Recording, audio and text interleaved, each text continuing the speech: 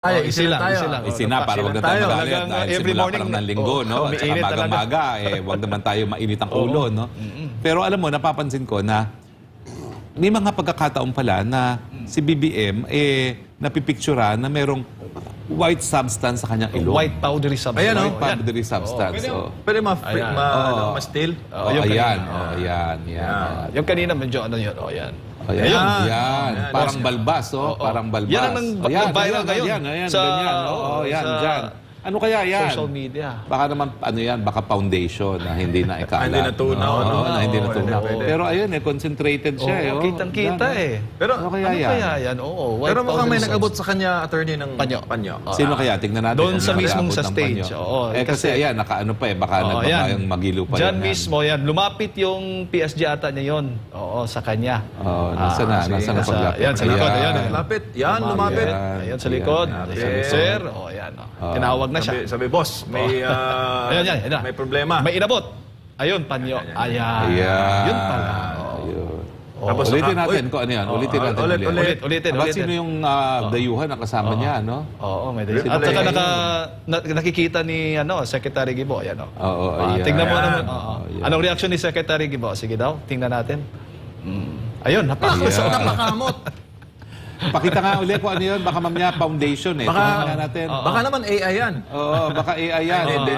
Ayun. Ayan. Okay. Yung mismo sa ilong talaga. Sa ilong talaga. Tingnan natin yung bago dyan. Balik natin uli yung unang Ayun.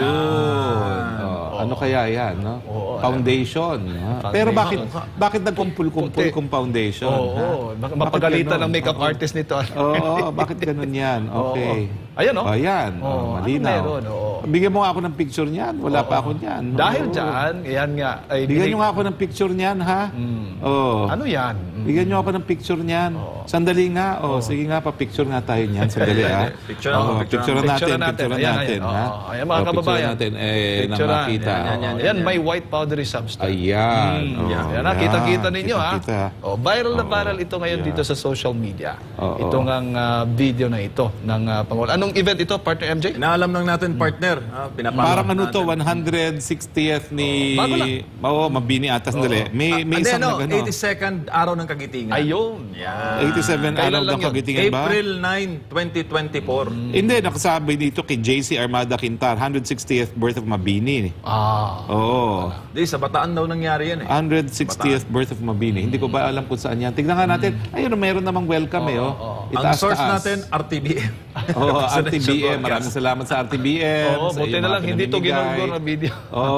Tignan nga natin ano yung nasa taas. Yung sana makita natin. Malinaw yung sa stage, sa backdraft.